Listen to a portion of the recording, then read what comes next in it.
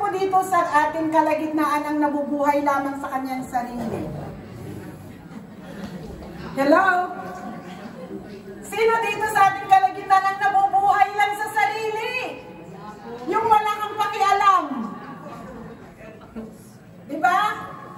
Isipin po ninyo, kasi po itong mensaheng ito ay tunay po na ang Diyos, since na kinikilala natin ang Diyos bilang Diyos, ang kanyang katangian bilang Diyos ay nararanasan po natin. Amen po? Sino po ang nangangailangan dito ng pag-ibig?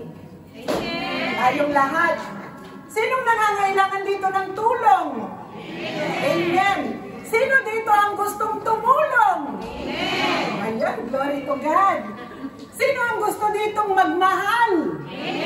Amen. Sino dito ang gustong magsakripisyo? Opo, glory to God. Very good. Lahat po tayo. Kasi po ay, habang pinag-aaralan ko po ito, napatanong po ako sa Diyos. Na kung ang tao, tayo po na mga tao, nabubuhay tayo nang iniisip lang natin ang sarili lang natin. Halimbawa, yung sweldo natin, sarili lang natin, ang isustain natin. Anong buhay mayroon tayo? Madali kaya? Masaya kaya? Ang daming tanong, no? Kontento ka kaya? At ang tanong, since na ang katangian ng Diyos ay nasa atin, ang tinanggap natin ang Diyos ay pag-ibig, kaya tayo marunong magmahal. Tinulungan tayo ng Diyos, kaya tayo tumutulong din. Amen po? Tayo'y pinatawad ng Diyos sa ating mga kasalanan, tinuruan din tayo ng Diyos na magpatawad. Maalala ko po yung isang post ko po sa FB. Sino pong nakabasa nun? Ang magpatawad sa mga taong nagkasala sa iyo ay regalo mo ito sa iyong sarili. Hindi para sa ibang tao. Kasi po ang hindi magpatawad, walang kapayapaan. Diba?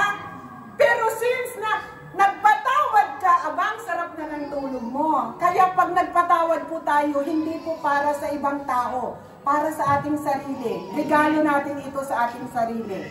Kaya tapikin mo ang iyong katabi. Patawarin mo na ang lahat ng nagkamali sa iyo. Amen po. Regaluhan mo ang iyong sarili ng masarap na tulog. Diba? Ng masarap na ngiti at magaan na kalooban. Hindi yung napakaraming nakasabit sa iyo. Hirap ka nang maglakad. Hindi ka na makangiti. Hindi ka na makausap. Kasi ang puso mo, napakaraming nakasabit. Tingnan mo ang katabi mo, kung maraming nakasabit. Ayan. Praise God. Hallelujah. Ayan, mukhang nakita ang katabi na may mga nakasabit pa dyan. Tulungan mo na siyang alisin ang mga nakasabit dyan. Praise God. Hallelujah. Tunay po na ito po yung realidad.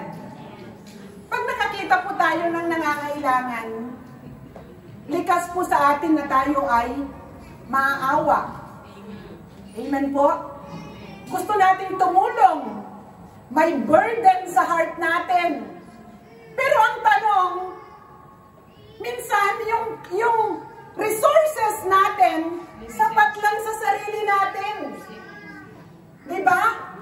But still, the burden ay nandun. Para bang yung conscience mo ay sinasabi na, tulungan mo yun. Diba? Kasi po, lalo na ngayon ang social media, makikita mo na lahat. Wala nang malayo ngayon, parang lahat na lang ay abot kamay na. Noon, pag magpadala ka ng pera, bibiyahe ka pa sa pagkalayo-layo. Ngayon, hawak mo lang ang cellphone mo, wala ka ng dahilan. Pero ang tanong, Lord, anong itutulong ko? Sa dami ng mga bayarin at mga expenses sa pamilya, halos ubos-ubos lang din. Sino pong agree sa akin yan? Amen po. Pero still, the burden para sa mga tao na nakikita po natin sa paligid natin na gusto nating tumulong, pero wala tayong magawa. Pero ang mabuting balita, pag may burden na ibinigay ng Diyos sa atin, may Diyos tayo na tutulong sa atin upang ma-accomplish ang nais ng Lord sa buhay ng bawat isa. Palakpakan po natin ang Diyos. Hallelujah! Praise God! Buksan po natin ang ating Biblia, Nehemiah chapter 2. Nehemiah chapter 2, beginning verse 17 to 20. Basahin po natin, at yung mga walang Biblia ay basahin po natin dito po sa screen. Ang sabi po sa Nehemiah chapter 2, beginning 17 to 20, pagkatapos sinabi ko sa kanila, nakikita ninyo ang kalunos-lunos na kalagayan ng ating bayan. Wasak ang Jerusalem at sunog ang mga pintuan nito. Itayo nating muli ang pader ng lungsod upang mahango na tayo sa kahihiyan. At sinabi ko sa kanila kung paano ako pinagpala ng Diyos at kung ano ang sinabi sa akin ng hari. Kung ngayon simulan natin ang pagtatayo, ang sagot nila, kaya't naghanda nga sila upang simulan ang gawain.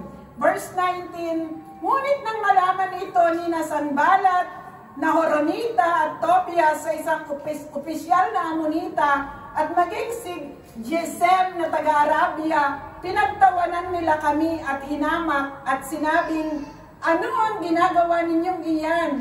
Naghihimagsik ba kayo laban sa hari? Sinagot ko sila, pagtatagumpayin kami ng Diyos ng kalangitan at kami na kanyang mga lingkod ay magsisimula nang magtayo, ngunit walang bahagi, karapatan o alaalaman sa Jerusalem. Ang pinaka-highlights po na verse natin, verse 20, ang sabi po doon, pagtatagumpayin kami ng Diyos ng kalangitan pagkat kami ay kanyang lingkod. I-personalize po natin. Ulitin po natin. Pagtatagumpayin ako ng Diyos na makapangyarihan pagkat ako ay lingkod ng Diyos. Amen po? I-personalize po natin itong mensahe nito. Tayo pong lahat ay manalangin. Oh, hallelujah! Ama naming Diyos na makapangyarihan sa lahat, sa pangalan ng Panginoong Hesus, at sa kapangyarihan ng Banal na Santong Espiritu, narito po, O Diyos, ang iyong bayan. Wala po kaming pwedeng itago sa inyo, O Diyos. Kita mo ang bawat burden, kita mo ang bawat problems, kita mo ang bawat difficulties, Lord, na hinaharap ng bawat isa. O Diyos, kami nananalig at nagtitiwala sa iyo, O Diyos, na iyong salita, O God, sa araw na ito, kami, O God, ay iyong pagpapalain, pagtatagumpayin, sapagkat ang aming Diyos ay makapangyarihan. O God, bless your word, O God.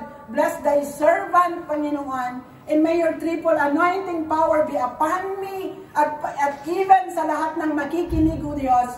May your anointing flow upon each and every one at maunawaan namin ang kalaliman ng iyong salita. Salamat po at sa araw na ito, inaangkin namin ang katagumpayan, ang masaganang pagpapala, O Diyos, sapagkat alam namin mula simula hanggang matapos, ang banal na Santong Espiritu ay narito, kumikilos, O God, nagmi-minister, O Diyos, sa buhay ng bawat isa. O God, salamat at sa araw na ito, uuwi kami, O God, na dala-dala ang masaganang pagpapala sa lahat ng aspeto ng aming mga buhay. Sa iyo lahat ang papuri, ang pagsamba, ang pagluwalhati. Ito po ang aming dalangin sa pangalan ni Jesus.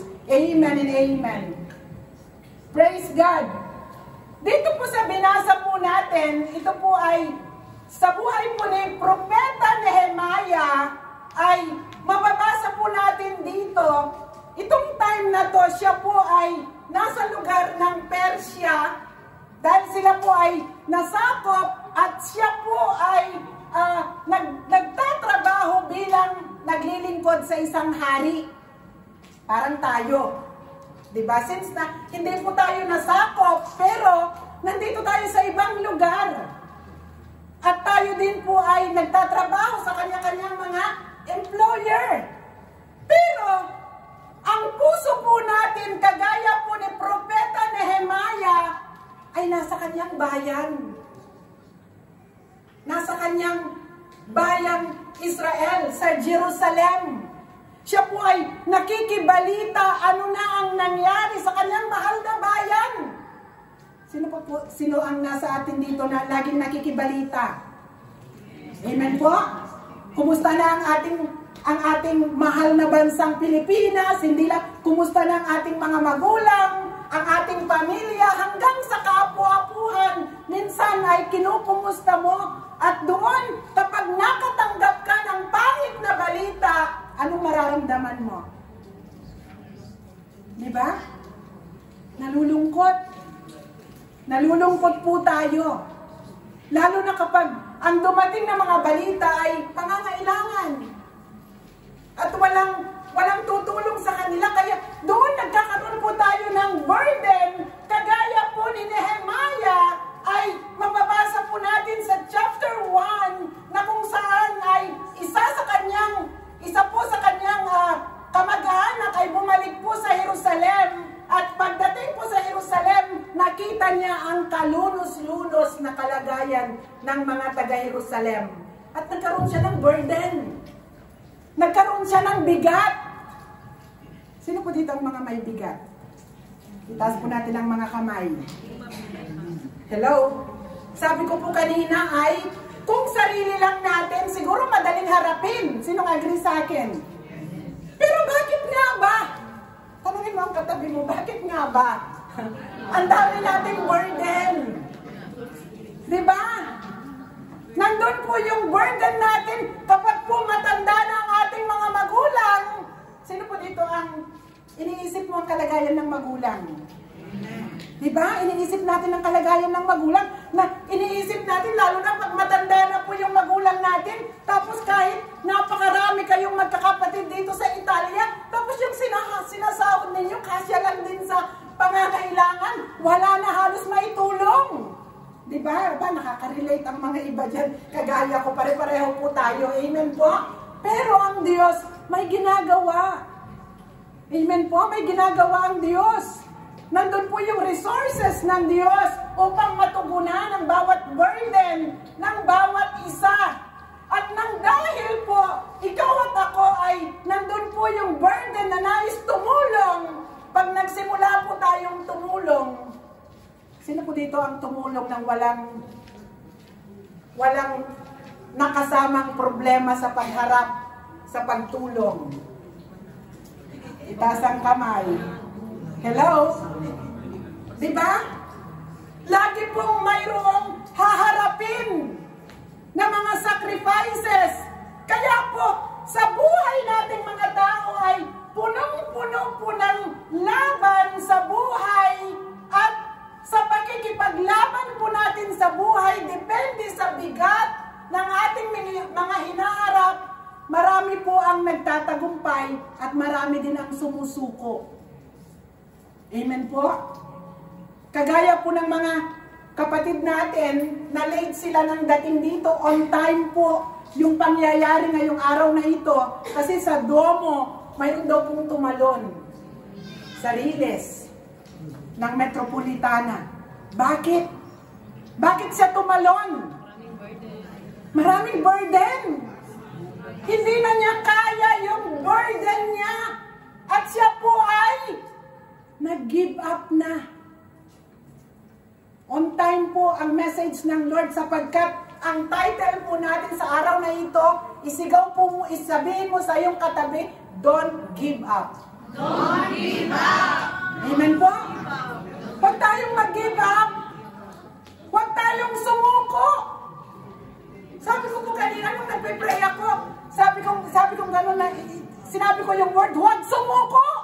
Sabi ng Diyos, kung susuko ka anak, sumuko ka sa akin. Amen. Sumuko tayo sa Diyos. Amen. Isuko natin sa Diyos ang mga burden natin.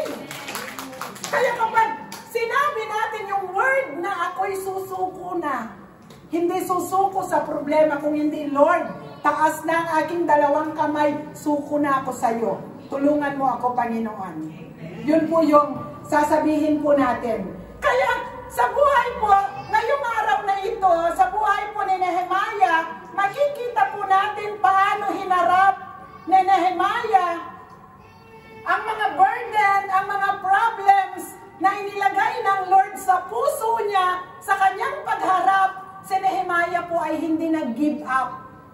Kaya ito po yung mensahe ngayon na sinasabi ng Diyos sa iyo, na anuman ang hinaharap mo, huwag kang mag-give up sapagkat nandyan lagi ang Diyos.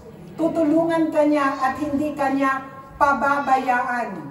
Kaya po, sa buhay po ni Nehemiah, sabi po dito sa binasa natin dito po sa chapter 1, natanggap niya yung balita. Kalunos-lunos ang kalagayan ng bansang Israel. Kaya, ano pong nangyari? Yung ginawa po na steps na harapin po ni Nehemiah ang kanyang burden, ang kanyang problema. Ang number one step po na ginawa niya ay lifting to God the burden by pouring out the content of our heart through prayer. Ito po yung first step natin. Bago po tayo kumilos, bago tayo mag-umpisa, mag-pray muna tayo. Kasi po ang bigat eh. Diba? Parang ang bigat yung burden. Na makita mo yung pangangailangan ng gusto mong tulungan, wala kang maipadala. Diba? Naririnig mo pero wala kang magawa. At doon ay nandoon po yung, halimbawa po yung mother ko, isa na lang po yung mama ko, 3 kaming magkakapatid na nandito. Sabi ko, Lord, may pangangailangan ang mama ko. Pinag-pray ko sa Lord. Sabi ko, Lord, kumbaga kita mo yung, sino po dito yung hindi ka pa sumusweldo, yung sweldo mo ay, pagbibilangin mo lahat yung babayaran mo, yung bills mo ay wala nang matira. Diba? Wala nang matira sa dami ng mga bayarin. Pero ang Diyos ay tumutugon at kumikilos, siya po ay on time, sapagkat sa hindi po inaasahan, sino po dito yung mga magulang natin na nagtrabaho po dito, na nag-apply po sila ng pension, diba? At doon ay dumating ang magandang balita sa aming mother, at sabi niya na-approve daw yung pension niya. At doon may natanggap siyang lump sum. At doon hindi daw siya nakatulog, hindi makapaniwala na mayroon na siyang matatanggap every month. At doon sunod-sunod yung text niya sa amin, mga anak, kahit hindi nyo na ako padalhan ng Christmas ko, hindi nyo na ako padalhan ng pambayad ng wifi ko, kasi mayroon na siya, the Lord provides. Amen. Kaya doon, nawala na yung isang burden natin kasi kumilos ang Diyos. Kaya sabihin mo sa katabi mo, susunod na yung pagpapala mo. Amen po? Walang makasinabi ng Diyos. Diba? Kaya nawala na yun. Kaya po yung mga nanay natin na nagtrabaho dito, tawagan nyo na at mag-apply sila ng pension. At totoo po yun at sila ay makakatanggap ng pagpapala. Kaya ang unang ginawa po ni Nehemiah, pinur out niya yung content ng heart niya. Alam niyo po, pag may burden po tayo, pumasok ka sa room, isara mo ang room, i-pour out mo yung content ng heart mo, lahat ng bigat, iiyak mo sa Diyos. Hindi po yung pupunta ka sa isang lugar at tatawag ka ng ilang tao at yung content ng heart mo ay doon mo ipo-pour out. Hindi po, kasi ang ginawa po ni Nehemiah ay pinur out po niya ang content ng heart niya. Tignan niyo po ang kanyang panalangin. Nakaka-bless po. Ang sabi po niya sa verse 4 ng chapter 1, nang marinig ko ito, naupo ako at napaiyak. Sino po dito ang napapaiyak kapag mabigat yung burden? Napaiyak po siya. Sabi niya, ilang araw akong nagdalamhati at nag-ayuno. Nanalangin, umiyak, nagdalamhati at nag-ayuno. Tandaan po natin. Dumalangin ako sa Diyos ng kalangitan. Wika ko, O Yahweh, dakilang Diyos.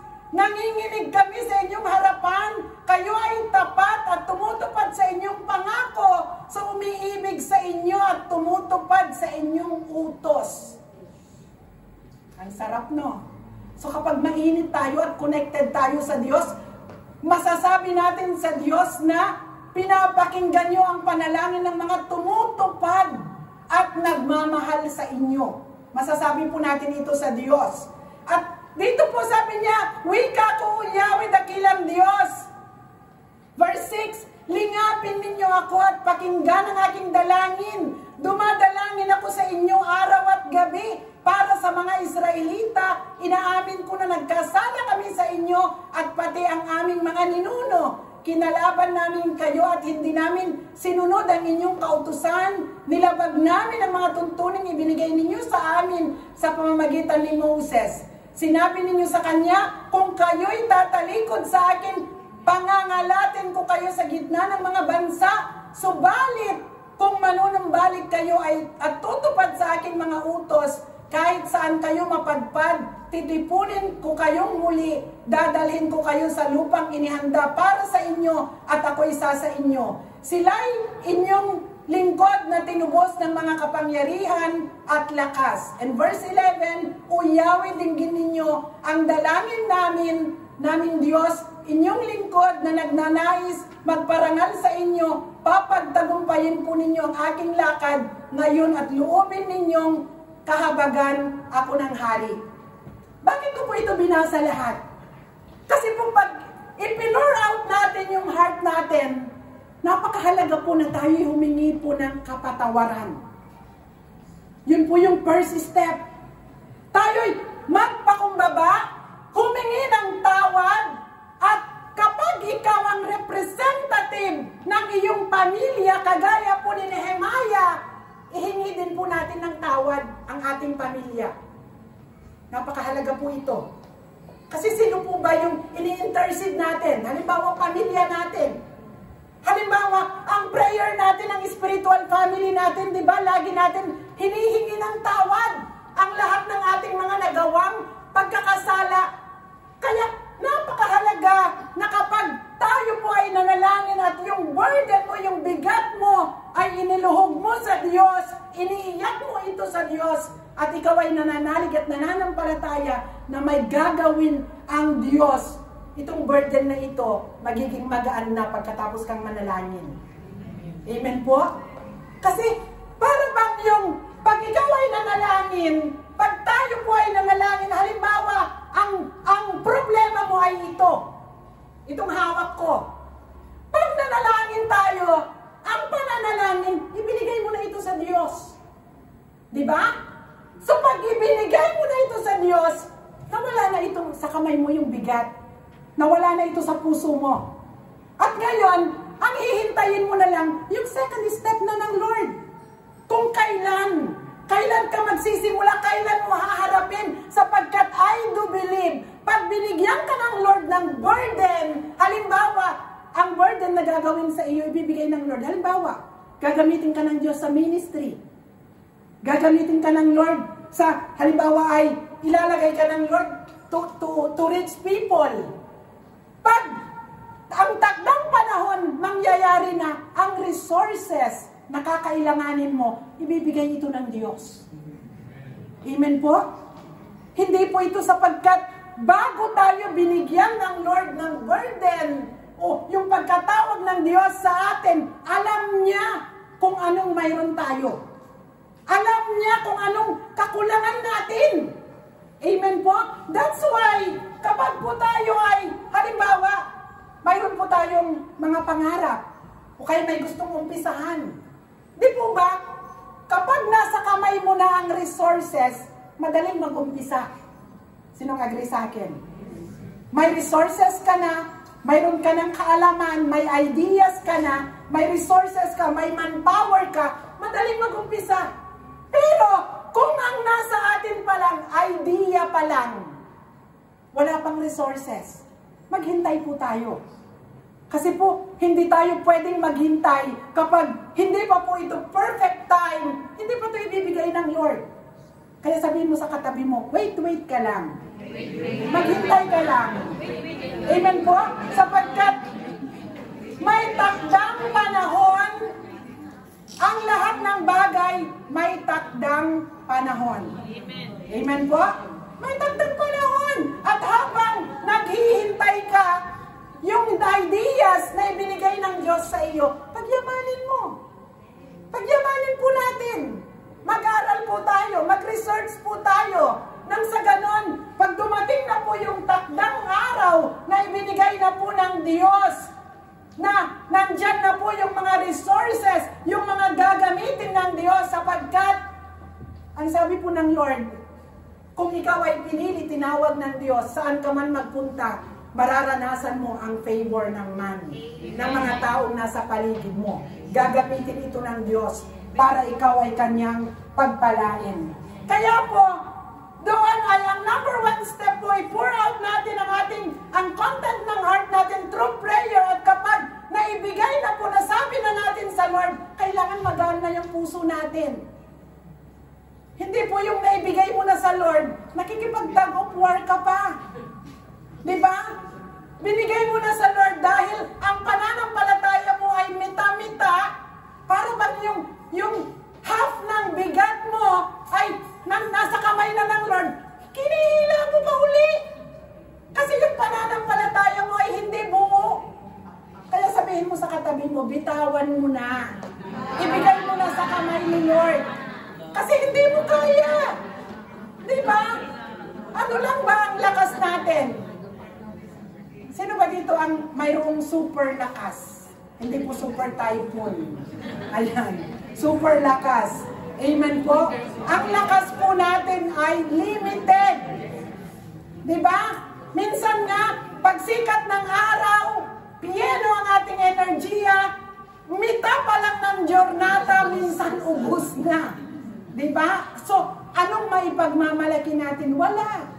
Kung wala ang Diyos na nagsusustain sa atin, wala tayong maipagmamalaki. Kaya wala tayong dapat gawin kung hindi magtiwalang lubos sa Diyos. So, ang number 2 steps ay waiting for God's perfect timing to start God's plan in your life.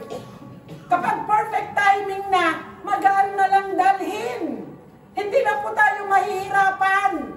Kaya tingnan niyo po, ito po yung pamamaraan ng Diyos. Sa buhay po ni Nehemiah ay chapter 2, beginning verse 1 and 2. Basahin po natin. Sabi po sa verse 2, chapter 2, 1 and 2, nang panahong iyon, ako ang namamahala sa mga inumin ng hari. Isang araw, buwan ng Nisan, 20 taon ng paghahari ni Artaherjes, dinulutan ko siya ng kanyang inuming alak. Napansin niyang ako'y malungkot. Noon lamang niya ako nakitang gayon. Tinanong niya ako, bakit ka nalulungkot? Tingin ko sa iyo'y wala kang sakit. Bakit ka ganyan? Sinidlan ako ng takot. Sinidlan ako ng takot. Ayan. Yun po yung hanggang verse 2. Ito po yung God's way. Si Nehemiah, hindi siya lumapit sa amo niya. Ano pong nakita ng hari? Ang mukha ni Nehemiah malungkot. Sino sa inyo ang nakita ng amo? Sasabihin, Milet. Dati-dati naman, lagi kang smiling face. Bakit ngayon, mukha kang malungkot? Di ba? Wala ka namang sakit. Pero bakit ang mukha mo ay hindi kagaya ng dati? Di ba? Hindi siya nagsalita. Pero, ang mga employer, dahil matagal na tayong nagtatrabaho sa kanila, kita nila. Diba? Kita nila yung burden. Kita nila yung bigat. Kita nila na may hinaharap. So doon, siguro sabi ng amo ni Sister Milet, may maitutulong ba ako sa iyo? Diba? Ang ganda, diba? That is, yun ay pamamaraan ng Diyos. Diba? Hindi ikaw ang nagsabi kung hindi yung amo ang nakapansin dahil ito ay pamamaraan ng Diyos. Kaya si Nehemiah, sabi ng hari, aba, Nehemiah, ikaw wala ka namang sakit, bakit ganyan? At doon, hindi na po pinakawalan ni Nehemiah ang opportunity. Sabihin mo sa katabi mo, kapag ang opportunity ay dumating sa iyo, huwag mong pakawalan. Amen po? Dumating ang opportunity. At doon, sinabi na lahat ni Nehemiah ang kanyang pangangailangan. sinabi niya na ang kanyang kababayan sa Jerusalem ay kalunos-lunos ang kanilang kalagayan at hindi niya kayang dalhin sa kanyang puso ang bigat. At alam niya na ang hari may maitutulong sa kanya. Green up ni Nehemiah opportunity. Ano pong hiningi ni Nehemiah? Dahil po si Nehemiah mula Persia hanggang Jerusalem hanggang Juda, marami po siyang dadaanan. At doon, humingi po si Nehemiah dahil binigyan siya ng wisdom. Mahalaga po yun. Ano pong hiningi ni Nehemiah? Humingi siya ng sulat. Authority. Nandoon yung authorization letter mula sa hari na saan mang dumaan si Nehemiah, ipakita lang niya ang sulat at siya ipadadaanin. That is favor. Great favor. At hindi lang po yun. Ang hilingi po ni Nehemiah sa hari, lahat ng kakailanganin sa pagkukumpuni doon po sa bakod ng Jerusalem ay kukuhanin lahat sa gubat na nasasakupan ng hari. So dalawang sulat. Powerful letter mula sa hari na ang lahat ng kakailanganin sa project na gagawin ni Nehemiah, provided ito ng Diyos. Panapakan po natin ng Diyos. Kaya ikaw at ako, binigyan ka ng Diyos ng burden. The Lord will provide ang lahat ng resources. Amen. Ipoprovide niya. Hindi kailanman tayo bibigyan ng Diyos ng isang responsibility bago pa niya ito ibigay. Ang resources ay handa na sa langit. Kaya tingnan niyo po, ito po ay patotoo. Ang Lord of Hosts Church family, 2013, di po ba? Ano pong istorya ng pagsisimula ng ating ministeryo? Di ba? Nasa parko tayo, nasa restaurante, nandun tayo sa, dito sa Adowea, ano bang pangalan nun? Akadoweo. Ayan, doon sa may piscina, na kung saan ay mag-anniversary tayo within 15 minutes. Naayos na ang lugar within 15 minutes. Nalikom na rin ang lugar kasi hindi atin ang lugar. Pero the Lord is faithful. Di ba? Kung sinabi ng Lord sa buhay po ng ating mahal na pastor, sa buhay ni Reb, na bubuksan ng Lord of Hosts Church family, ano pong ginawa ng Lord? Renovate niya lahat. Di ba? Sino po? Nakita, kailan ba yung nagkulang tayo? Di ba? Yearly, nakikita po natin ang report. Ano pong nangyayari? Hindi po tayo pinagkulang. Kasi ibinigay po ng Lord na binuksan niya ang isang gawain sapagkat alam ng Diyos, isusustain niya ito. Kaya ikaw at ako, nandun po yung sustainment ng Lord. Ano man ang ipinagawa ng Diyos sa iyo, hindi nagkulang ang Diyos ng resources para sa iyo. Sabihin mo sa katabi mo, hindi ka pinagkulang ni Lord. Hindi po. Kaya, kung may burden ka sa iyong puso, kagaya po ni Nehemiah, huwag kang mag-alala. Kung sinasabi ng Lord sa iyo, anak, tinawag kita, magpapastor ka. Aba, huwag kang mag-alala. Amen po, itong mga future pastors natin. Kasi po, ang Lord of Hosts Church ay para sa mga anak natin at mga magiging apo natin. And of course, kagaya po ni King David, mayroong King Solomon. Di ba? So after ni Reb, na tawag dito manguna sa Lord of Hosts Church, mayroon pong susunod sa kanya. At kung sino man yun na nandito sa kalagitnaan natin, tayo'y nagkakaisa, huwag siyang mag-alala. Ipoprovide ni Lord ang kanyang pangangailangan. Sinong agree sa akin? Amen! Amen po! Ipoprovide niya, hindi po magkukulang ang mga anak ng Diyos. Kaya po tayo, pag mayroon pong ipinagagawa ang Diyos sa atin, ang unang gawin natin, idulog natin sa Diyos. Ang pangalawa natin gawin, hintayin natin ang perfect timing ng Lord. Amen. Hindi po yung sinabi ng Lord na, anak, tumulong ka doon. Tapos kahit wala ka, anong ginawa mo? Utang dito, utang doon, makatulong ka lang. E di anong nangyari? Lubog ka ngayon sa utang. So kung sinabi ng Lord na anak, tumulong ka doon, mag-pray ka sa Lord. Panginoon, bigyan mo ako ng resources. Sapagkat kailanman ang lingkod ng Diyos ay hindi po niya ipapahiya, ipoprovide ng Lord ang iyong pangangailangan upang magawa ang ipinagagawa ng Diyos sa iyong buhay. Kaya po, dito po sa buhay po ni Nehemiah, sa number 3 po na steps, dito po, God did not expect us to do everything, but expected us to do something. Pag inutusan ka ng Lord ng isang malaking gawain, hindi ito pinagagawa ng Diyos sa iyo lahat. Sabi mo sa katabi mo, narinig mo yon? Narinig mo yun. Diba? Ini-expect ng Lord na gumawa ka ng something. Pero hindi sinabi ng Lord na dapaan mo lahat. Kasi pag dinapaan mo lahat, aba talaga naman, hindi lang kamay ang itataas mo, baka pati paa. Kasi hindi mo kaya. Amen po, hindi mo kaya. Kaya, si Nehemiah, dahil po ang kanyang ipapatayo ang bakod ng Jerusalem, ano pong ginawa niya? Nandun po yung leadership niya.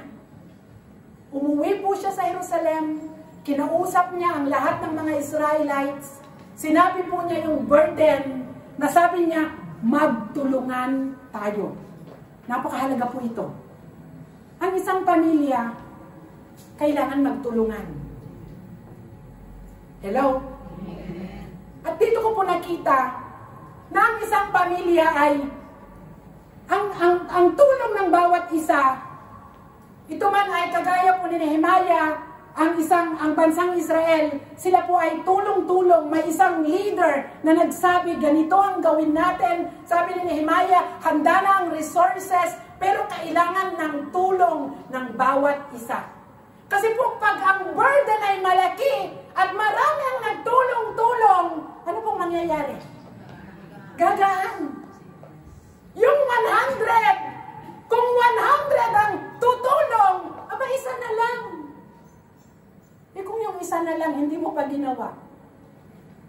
So yung sa 100, may gagawa ng dalawa. Di po ba? At hindi natin, dito po ibinigay po ito ng Lord sa akin. Halimbawa dito sa ministry, napakahalaga na tayo po itulong-tulong. Alam ba natin na mayroon po tayong, sa paggawa natin, mayroon tayong ginagawa na nakikita tayo at hindi nakikita. Alam ba natin na yung paggawa natin kahit hindi tayo nakikita, wala man mag-appreciate sa ginagawa natin, kita ito ng Diyos. Amen. Mahalaga ito. Sapagkat biblical po ito na kapag gumawa ka ng bukal sa iyong kalooban at ginawa mo ito para sa Diyos, ang magre-reward sa iyo ay ang Diyos. Kasi kapag ginawa mo ito sa tao, isa ang ginawa mo sa tao, ang isukli ng tao sa iyo, isa lang. Pero pag ginawa mo ito sa Diyos, ang Diyos, pwede niya itong isukli sa iyo 100 times, 1,000 times, o 1 million times. Dahil siya po ay, ang biyaya niya, ang pagpapala niya ay umaapaw. At dito po ay, meron po akong narinig na sabi ay, alam niyo po ba na yung mga ginagawa daw po natin na hindi nakikita ay napakahalaga? Halimbawa, about prayer. Sinong nakakakita? About fasting. Nagpipray ka sa pamilya mo. Nagpa-fasting ka sa mga burden, problema ng pamilya mo. Hindi ka nakikita nila. Walang nagpapasalamat sa iyo. Pero ang halaga, napakahalaga na sa isang pamilya, may isang leader na nagpipray, nagpa-fasting, nagmamalasakit sa isang pamilya nang sa ganon, makakilos ang Diyos. Amen. Ito po yung ihalintulad ng Diyos sa katawan natin.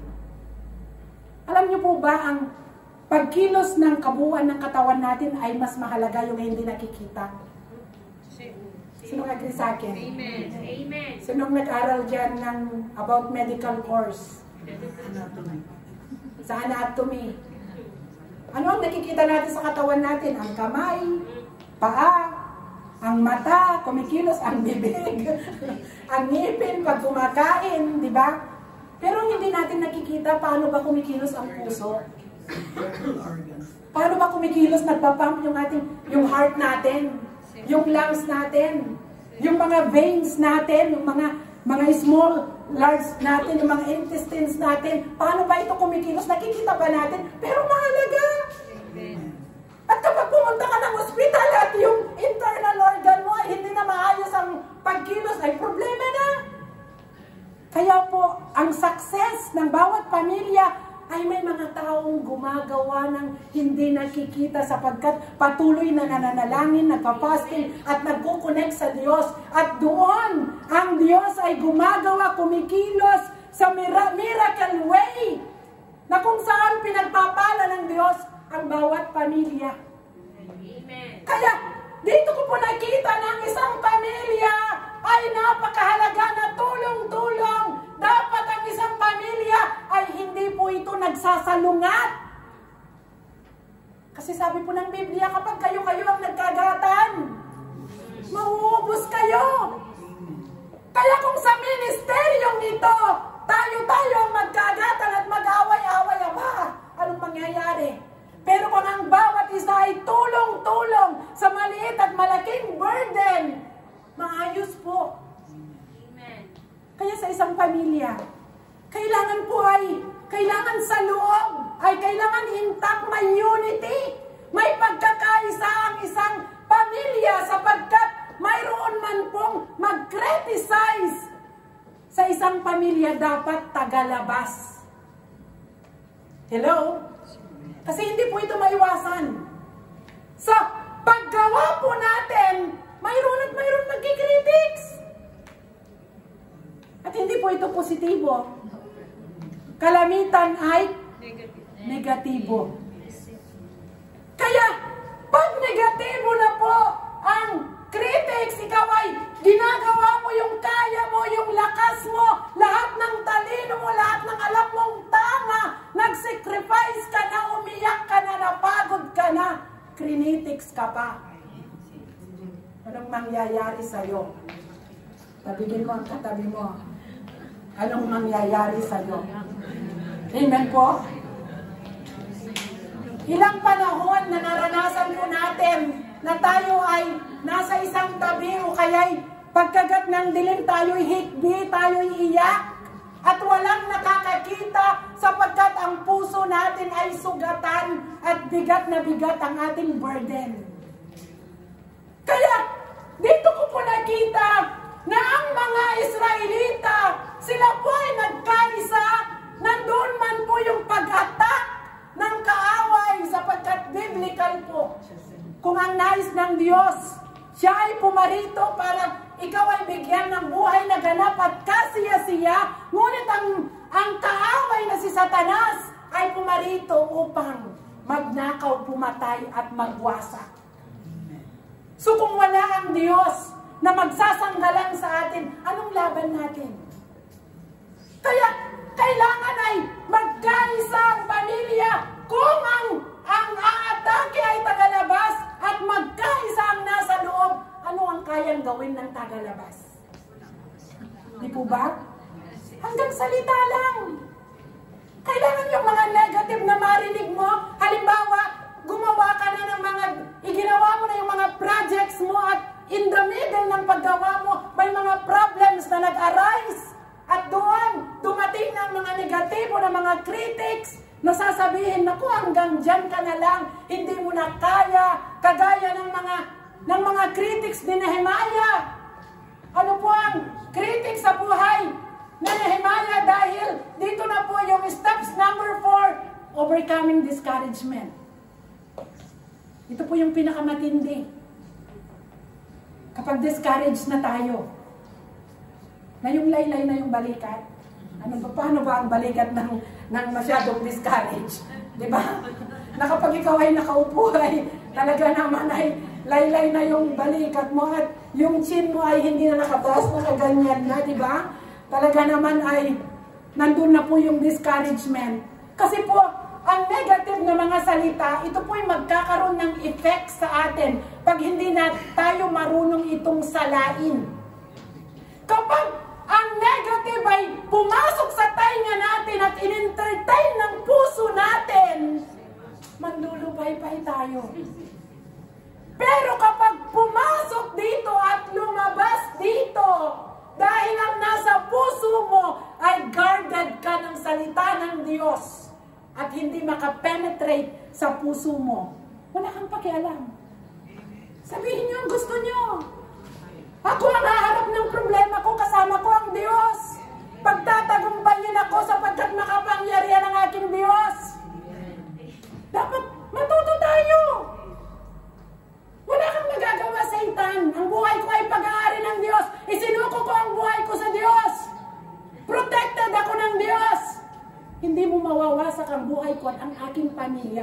Kailangan marunong tayong lumaban. Hindi yung pag sinabing, naku, talunan ka na. Oo nga. Anong mangyayari sa'yo? Diba? Tapos sasabihin nila, naku, luging-lugi ka naman. Ihinto mo na yan. Tapos, oo nga, ba't pa ako nagpapagod? Isarado ko ng ating negosyong ito. Diba? Walang mangyayari. Kaya, nakita nyo, ano pa ang sabi po? Discouragement, sabi po ng mga kaaway na sina Tobias, Sanballat, sabi po sa Nehemiah 2:19. Ngunit nang malaman ito, pinagtawanan kami ni Sanballat. Sino po dito nakaranas na tayo pinagtawanan? Diba? Minaliit tayo. Sabi, pinagtawanan kami ni Sanballat at Tobias, pati ni Gesem na tagapamahala sa Arabia. Ano ang ginawa ninyong iyan? Wika nila, naghihimagsik ba kayo laban sa hari? And Nehemiah 4:3, sa tabi niya ay nagsalita si Tobias, Lamonita, ano bang klaseng muog ang gagawin ng mga Hudyong ito? Pihong maraanan lamang ng asong gubat ay guguho na. Aba, intindi? Diba? Kada hirap-hirap na sila. Kung saan yung nasasakupan ng hari ang layo. Pinutol nila ang mga puno. Dinala sa Jerusalem. Ginawa ang bakod. Tapos darating ang mga magdi-discourage. At sasabihin, aba, ano ba yung ginagawa nyo? Dadaan lang ang asong gubat. Guguho na, ba? Sobra naman yun. Pagod na pagod ka na. Tapos i-discourage ka pa. Kaya, doon po, natuto po si Nehemiah na ang pakikipaglaban sa mga nagdi-discourage sa kanila, dapat wala ang taga sa loob ang makikinig sa mga nagdi-discourage. Kailangan yung mga nasa loob magpalakasan. Kailangan umisip ng paraan nang sa ganun, ang kalakasan ay mapanatili. Mahalaga po ito. Kasi po, once na isang word lang nakapasok dito, nag-penetrate dito, at ikaw ay nanlupay-pay, at doon, meditate mo na yung word na negative na iyon. Anong mangyayari po sa system ng body natin? Manghihina na. Hindi ka makatulog, hindi ka makakain, hindi ka makangiti, hindi ka makausap, galit ka na, wala ka ng pasensya. Tapos, lahat na ng mga sasabihin mo, puro na tuldok. Hindi mo na ginagamit yung koma. Diba? Para bang tinuldukan mo na yung kahirapan na hinaharap mo, tuldok na, wala nang pag-asa. Pero, kung hindi mo ito, meditate yung discourage na yun, ikukoma mo lang yun. Diba ang koma may kasunod? Koma lang. Sabihin mo sa katabi mo, huwag mong gamitin ang tuldok. Koma lang. Kasi sasabihin mo, nahihirapan man ako, pero may Diyos ako. Amen. Walang-wala ako ngayon, pero bukas, pagpapalain ako ni Lord. Amen. Laging may kadugtong, palakpakan po natin ang Diyos. Napakahalaga po ito. Hindi po tayo matulad yung tumalon doon sa metro. Nag-give up na, nawalan na ng pag-asa. Pero dapat sa mga anak ng Diyos, kaya napakahalaga, pag humaharap tayo ng mga burdens, mga problems, dapat yung nasa loob, magkaisa. May umatake man sa labas. Walang magagawang nasa labas. Pagtulong-tulong ang nasa loob. Kaya kailangan ng pamilya magmahalan at magtulungan. Amen. Mahalaga po ito. Hindi po yun kapag may problema, nagtampuhan at hindi na nag-usap. Sinong magugutom? Di ba? Sinong malulungkot? Kasi wala nang kausap. E paano kung dalawa na lang kayong mag-asawa? Magkasama sa loob ng bahay at nagtampuhan pa kayo. Ang mga anak nyo ay nagsipag-asawa na. Sinong kakausapin ninyo? Diba? Kaya ang mga mag-asawang magkatabi dyan, o mag-ina, magnanay, magkapatid. Diba? Ang sabi po ng Biblia, magtampuhan man kayo kapag may araw pa. Bago lumubog ang araw, makipagbati kayo, magpatawad kayo, nang sa ganun, matulog kayo ng maayos at makapagpahinga ng maayos. Amen po. Napakahalaga po ito. Kaya, dito po, sapagkat kung ang mga nagdi-discourage po sa atin, i-entertain po natin, ano pong mangyayari sa atin? Sila po ay madali lang ang magsalita sa kanila.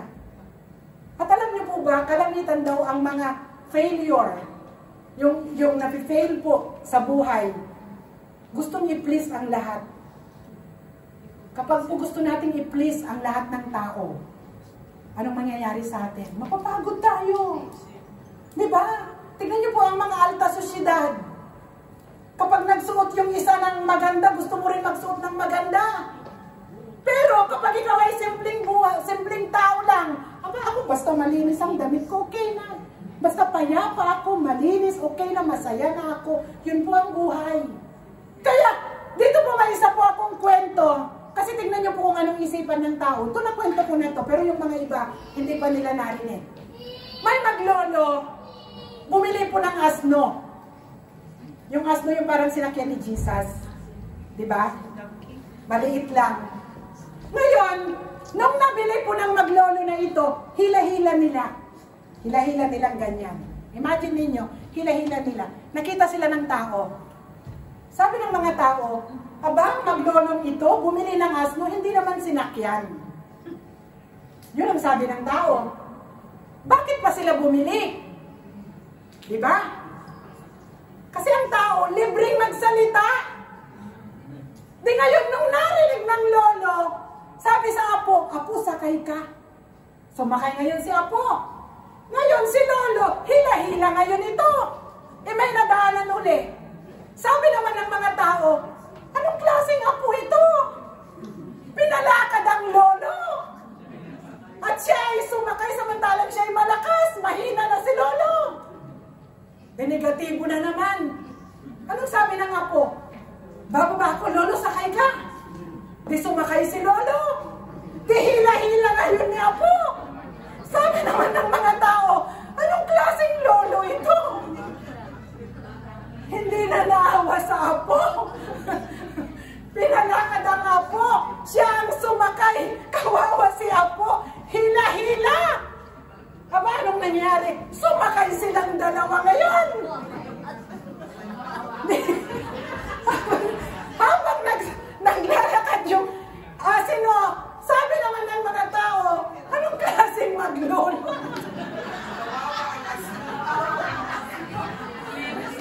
Kawawa ang asno. Kawawa ang asno. Kaya naman nilang maglakad. Bakit sila sumakay na dalawa? Ito po yung realidad. Diba? Saan doon ang susundin mo para ma-please mo ang tao? Pag hindi mo sinakyan, sabi nila, bakit? Para bumili. Hindi naman sinakyan. Nung sinakyan, may reklamo pa rin. Nung dalawa ang sumakay, may sinabi pa rin. Kailangan po hindi po ang tao ang i-please natin. Ang Diyos. Ano man ang sabihin ng tao, basta't hindi po natin sila sinasaktan o inaano, hindi tayo nanlalamang sa ating kapwa at ginagawa natin ang tama, anumang negative discouragement ang sabihin nila, pumasok dito, lumabas dito. Palagpakan din natin ang Diyos. Tandaan niyo po itong istoryang ito, huwag niyong kakalimutan. Kaya pag may narinig kayong negatibo, aba, yung kwento ni Pastora ito, maalala niyo, wala akong pakialam. Amen. May pakialam ako sa ipinagagawa ng Diyos sa aking buhay at malugod ang Diyos sa aking pagsunod sa Diyos. Amen po. Kaya dito po ay, kaya tayo, huwag po tayong mawalan ng pag-asa. Kaya ang ginawa po ni Nehemiah, nung natanggap po niya ang burden, siya po ay nanalangin. Hinintay niya ang perfect time. I-provide ng Lord ang lahat ng resources na kanyang gagamitin. Nang dumating po ang mga discouragement habang ginagawa niya yung pinagagawa ng Diyos, hindi po niya ito in-entertain. Alam niyo po anong ginawa po ni Nehemiah? Nung nandun po yung mga kumakalaban ni na Tobias, anong ginawa niya? Yung kalahating mga tao nagtrabaho, yung kalahati nagbantay, mayroon silang mga sandata, tumulong man yung mga may sandata, yung isang kamay, may sandata, yung isang kamay, nagbubuhat. Pero sila po ay tuloy-tuloy na gumawa hanggang matapos ang ipinagagawa ng Diyos. Amen. Kaya sabihin mo sa katabi mo, huwag kang tumigil, huwag kang mag-give up. Amen po? Huwag tayong mag-give up. The Lord will sustain us. Isusustain niya tayo physical, emotional, mental, spiritual, and financial. Isusustain po tayo ng Diyos. Palakpakan po natin ang ating Diyos na buhay at makapangyarihan. Kaya po, minsan, ang mga tao kapag sinabing usually na mag-give up sila dahil sila po ay pagod physical, sila po ay frustrated, at naka-encounter ng failure at minsan natatakot na po sila. At ito po yung mga walang pagtitiwala sa Diyos. Ngunit dahil ikaw at ako, tayo po'y nagtitiwala na ang lahat po ng burden na hinaharap natin, ito po ay ibinigay ng Diyos sa atin at nag-respond po tayo, we know and we believe the Lord will sustain us from the beginning hanggang sa matapos ang pinagagawa ng Diyos sa atin. Amen po. So in conclusion, sabi po sa Nehemiah chapter 6, verse 15 to 16, ano po ang sabi po doon? Pagkaraan ng 52 araw ng paggawa, natapos ang muog. Noong ika-15 araw ng buwan ng Elul, humanga ang aming mga kaaway at ang mga bansa sa palibot-libot nang mabalitaan ang aming ginawa. Naniwala sila'y ito'y natapos sa tulong ng Diyos. Nang panahong iyo'y tumatanggap si Tobias ng mga liham mula sa mararangal na tao sa Juda at tumatanggap naman sila ng kasagutan. Yun po ang ano. At sabi po, dito po, ito pong verse sa verse 14. Sabi po sa 4:14, dito po yung sinabi ko po kanina, huwag kayong matakot sa mga kaaway. Alalahanin nating dakila at makapangyarihan si Yahweh. Ipagtanggol natin ang ating mga kapatid, mga anak, asawa at tahanan. Kaya po, naging matatag ang bansang Israel kasi po, sila po as representative ng bawat pamilya sa paggawa ng muog. Ito po ay, ang nag-benefits po ay ang kanilang pamilya. Kaya ikaw at ako, bilang representative ng ating pamilya, huwag tayong sumuko. Kasi lahat ng ginagawa mo, ang magbe-benefits nito, ang pamilya mo. Kaya, tandaan po natin ang verse na ito. Sabi, pagtanggol natin ang ating mga kapatid, mga anak, asawa at mga anak. Sabi po, don't be afraid of them. Remember the Lord who is great and awesome, and fight for your families, your sons and your daughters, your wives and your homes. Kaya po, sa araw na ito, bago po tayo tumayo, alam ko, ang bawat isa sa atin, kailangan natin ng renewed strength. Dahil nanghihina po tayo, marami tayong kinakaharap. Kailangan natin na yung ating spirit ay i-revive po ng Lord. Kailangan tayo, bigyan po tayo ng fresh anointing. Bigyan tayo ng strength ng Lord, ng kagalakan. At ito po ay matatamo lamang natin sa presensya ng Diyos. Kaya, bago po tayo tumayo, ikaw at ako, alam ko, may ipinagagawa ang Diyos sa'yo. May burden ka sa iyong puso. Ito ay marahil personal, para sa pamilya, para sa ibang tao, o para sa ministeryo ng Diyos. Amen po? Lagi nating tandaan, bago pa ibinigay ng Lord ang burden na to sa iyong puso, ang resources para mangyari ito at maganap, ito ay handa na. Ang hihintayin mo na lang ang perfect timing ng Lord.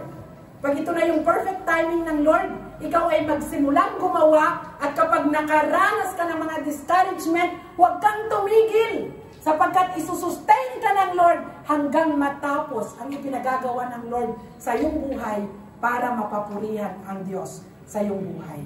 Amen po? So kung handa ka na matanggap ang masaganang pagpapala ng Diyos sa araw na ito, nang sa ganun ikaw ay tuloy-tuloy at huwag mag-give up sa anumang nararanasan mo. Tayo po ay tumayo at tanggapin po natin ang inihanda ng Diyos. Hallelujah! Hallelujah! Oh, thank you, Lord. Thank you, Jesus. Tinatawagan ko po ang music team.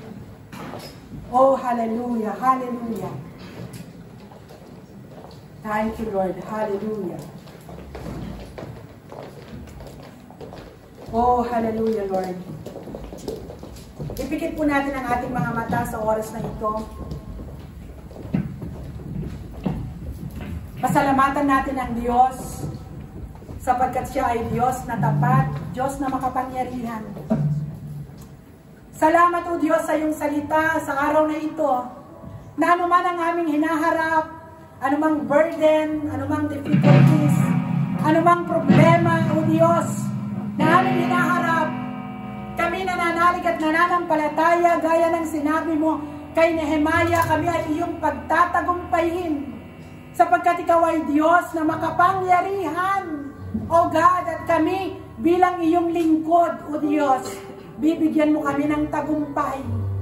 Kaya sa oras na ito, O God, kita mo ang bawat puso ng mga anak mo na narito. Kita mo ang bawat bigat, O Diyos. Ang bawat isa ay representative ng bawat kinabibilangan na pamilya, O Diyos. O God, kita mo, Panginoon. Narinig mo na minsan sinasabi na namin sa aming sarili, Lord, hindi ko na kaya. Pagod na ako, Panginoon. Tulungan mo ako, O Diyos. Kaya, O Diyos, sa oras na ito, ang mga kapatid ko, Lord God, na hirap, bigat na bigat sa kanilang mga dalahin. O Diyos, sa oras na ito, mag-intervene nga po kayo, Panginoon, sa kanilang mga buhay. Salamat po, O Diyos, sa iyong mga salita, na ang sabi mo sa iyong salita, ano man ang imposible sa tao ay posible sa Diyos. At sinabi mo, Panginoon, kung kami ay tatawag sa iyo, kami ay iyong sasagutin. Kung ano man ang hilingin namin sa panalangin, kami manalig na tanggap na namin ito at matatanggap na namin. O Diyos, salamat sapagkat, O Diyos, sa araw na ito, may gagawin ka, O Diyos, sa aming kalagitnaan. May gagawin ka, O Diyos, sa buhay ng bawat isa. O Diyos, salamat sapagkat, O Diyos, dahil ikaw ay Diyos ng pag-ibig, kami ay natutong magmahal. Kami ay natutong tumulong. O Diyos, kami ay natutong magmalasakit. O God, kami ay natutong tumugon. O Diyos, sa inyong tawag sa aming mga buhay. Subalit, may panahon na kami ay nahihirapan. Kaya sa oras na ito, O God, itinataas namin ang aming dalawang kamay. O God, katumbas, O Diyos, na ibinibigay namin sa inyong mapagpalang kamay ang lahat ng aming mga bigat. O Diyos, o hallelujah. Kapatid, kaibigan, sa oras na ito, kagaya ni Nehemiah, ano man ang bigat sa iyong puso, ibigay mo ito sa Diyos. Kausapin mo ang Diyos sa oras na ito. Ibulong mo sa Diyos ang lahat ng bigat ng iyong puso. Lahat ng problema ang iyong kinakaharap. Sapagkat sa Diyos, walang mahirap. Walang imposible sa Diyos. Sapagkat siya ay Diyos na makapangyarihan. Oh, hallelujah, hallelujah. Magtiwala kang lubos. At sa araw na ito, sa iyong pananampalataya, may gagawin ng Diyos sa iyong buhay, sa iyong pamilya. Oh, hallelujah, hallelujah. Ikaw ang aming pag-asa, O Diyos. Hallelujah, sapagkat ikaw ay Diyos na gumagawa ng himala. Sa aming mga mata, wala ng pag-asa. Ngunit sa iyo, O Diyos, laging may pag-asa. Kaya, Panginoon, sa araw na ito, mag-intervene ka, O Diyos, sa buhay ng bawat isa. Lahat ng mga napapagod na puso, bigyan niyo ng kapahingahan. Lahat ng mga nawawalan ng pag-asa, bigyan niyo ng pag-asa. O Diyos, ang kalakasan, O Diyos, ay idaloy sa buhay ng bawat isa. Oh, hallelujah, hallelujah. Sinabi mo sa iyong salita, huwag kaming magatubili na lumapit sa banal ng trono ng Diyos. At doon kakamtan namin ang iyong habag, ang iyong awa sa oras na kailangan namin ito. Oh God, kailangan namin ang iyong habag. Kailangan namin ang iyong biyaya. Kailangan namin ang iyong tulong. Kaya, O Diyos, sa pagtaas ng aming mga kamay, O God, bukas ang inyong trono. Bukas ang iyong kamay. Abutin ang buhay ng bawat isa. In the mighty name of Jesus. In the name of Jesus. Oh, hallelujah. Kapatid, kaibigan, sa iyong kinatatayuan, kung ikaw ay nangangailangan ng himala sa Diyos, sa oras na ito, ikaw ay pumunta sa harapan at sa pag-awit mo ng awiting ito, habang inaawit mo, manalig ka na may ginagawa ang Diyos sa iyong buhay,